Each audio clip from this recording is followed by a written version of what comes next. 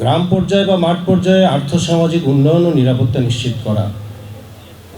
এবং আপনাদের কিছুক্ষণ আগে একজন দলনেতা এবং দলনেত্রী, ওয়ার্ড দলনেতা সাইফুল ইসলাম এবং দলনেত্রী আয়েশা আক্তার বলে গিয়েছেন তাদের অর্জনের কথা। আমি বাকি অংশ বলার আগে একজন ব্যক্তির একটা দাবি ছিল, ওয়ার্ড দলনেতা সাইফুল ইসলাম, ভাতা বৃদ্ধি এবং 1 ইউনিট রেশন অনুমোদন। একটা জিনিস আমাদেরকে আসলে বুঝতে হবে, আমাদের রাষ্ট্র কাঠামোটা কিন্তু অনেক বড়, জনসংখ্যা অনেক বেশি। পক্ষান্তরে অর্থনৈতিক সক্ষমতার দিক থেকে রাষ্ট্রকে সব কিছু বিবেচনা করেই কিন্তু বন্টন করতে হয়।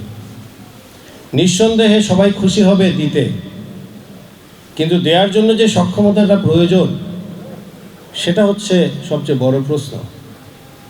শুনতে কিন্তু ভাতা 50 টাকা শোনালেও যখন আপনি এটাকে 60 লক্ষ দিয়ে গুণ করবেন সংখ্যাটা কত দাঁড়ায়,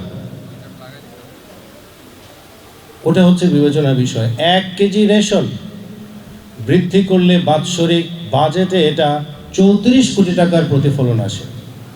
1 কেজি যে কোনো একটি আইটেম শুনতে কিন্তু 50 টাকা বা 1 কেজি মনে হলেও, যেহেতু জনসংখ্যাটা বড় এই জন্য কিন্তু এটার পরিমাণটা অনেক বড় হয়ে যায়, যেটাই সরকারের জন্য সবচেয়ে বড় সীমাবদ্ধতার ক্ষেত্র তৈরি করে। তবে ইনশাল্লাহ আমাদের চেষ্টা জারি আছে এবং সরকারও ঐকান্তিকভাবে সাহায্যের হাত বাড়িয়ে রাখছে।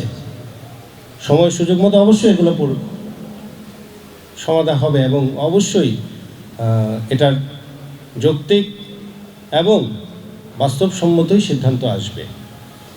দলনেত্রী আয়েশা আক্তারের একটা বক্তব্য ছিল, তাকে সাহায্য করলে বাহিনী থেকে তার এই কর্মব্যাপ্তি আরও প্রসার লাভ করতে পারে। রেঞ্জ কমান্ডারের সাথে আমার কথা হয়েছে, রেঞ্জ কমান্ডার ইনশাআল্লাহ সরজমিনে ভিজিট করে বাহিনীর তরফ থেকে এটাকে কীভাবে আরও সহযোগিতা করা যায় অবশ্যই এটা পদক্ষেপ গ্রহণ করা হবে ইনশাআল্লাহ। আমার বক্তব্যে ফেরত আসি। আমাদের এই বাহিনীর যে জনবল, এটা আপনারা যদি কেউ ইন্টারনেটেও খোঁজ করে দেখেন, এই বিশ্বে এত বড় সংখ্যার প্রাতিষ্ঠানিক কোনো বাহিনী নেই। 61 লক্ষ জনবল, যেটা 6 মিলিয়ন প্লাস, এত বড় জনবলের কোনো বাহিনী কিন্তু পৃথিবীতে কোথাও নেই। এবং প্যারামিলিটারি বা আধা সামরিক বাহিনীর সবচেয়ে বড় সংগঠন হচ্ছে পৃথিবীতে বাংলাদেশ আনসার ও গ্রাম প্রতিরক্ষা বাহিনী।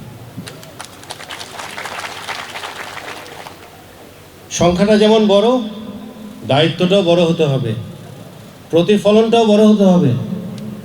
কর্মক্ষেত্রে নিজের যোগ্যতা এবং গ্রহণযোগ্যতা সঠিকভাবে প্রতিফলন আসতে হবে এবং সেটার যদি প্রতিফলন না হয় তাহলে এই সংখ্যা দিয়ে তো কোনো লাভ নেই।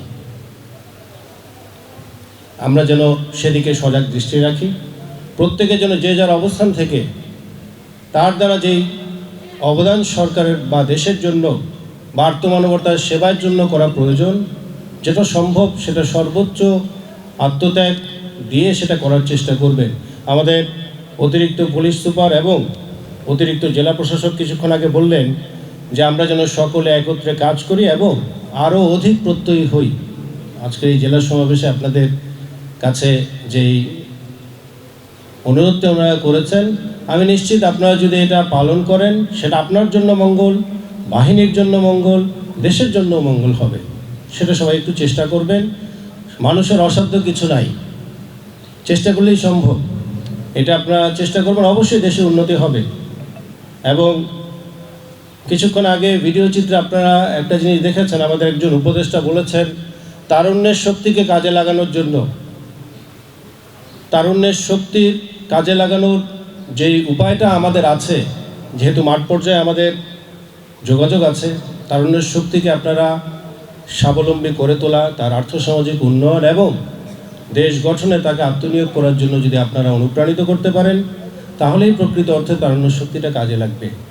দক্ষ জনশক্তি দেশের অর্থনৈতিক ক্ষেত্রে দায়িত্বশীল ভূমিকা রাখতে পারে। দক্ষ জনশক্তি তৈরিতে আপনারা সবাই একটু আত্মনিয়োগ করবেন এবং এই জন্য আপনাদের বাহিনী থেকে যে সকল সহযোগিতা প্রয়োজন অবশ্যই সহযোগিতা আপনাকে করা হবে এবং সরকারও সহযোগিতা করবে। সবাই চায় দেশের উন্নতি হোক, আপনারা চেষ্টা করেন, অবশ্যই সহযোগিতা থাকবে, আমাদের তরফ থেকে থাকবে, অন্যান্য প্রশাসনের বা যারা আছে তাদের সবার কাছ থেকে থাকবে।